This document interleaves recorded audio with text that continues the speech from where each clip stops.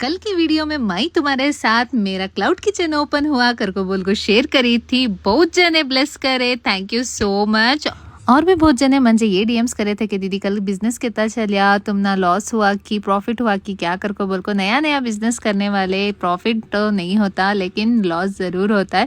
First day order सिर्फ घर वाले करे थे तो ऑर्डर्स लेने के टाइम पर भी मुझे बहुत सारे परेशानी से गुजरना पड़ा। और भी बहुत सारे चीज़ हम बच गए थे लेकिन वेस्ट तो नहीं करे, हमें उसे यूज़ कर लिए। आज नया मेन्यू कम प्राइस में डाल को हूँ, जाको हुस्नास क्लाउड किचन स्विगी में सर्च करो और क्या तो भी डाउट्स रहे तो कमेंट में जरूर लिखो। और वीडियो अच्छी लगी तो लाइक शेयर फॉलो करो। तब तक टेस्टी खाओ, एंजॉय करो।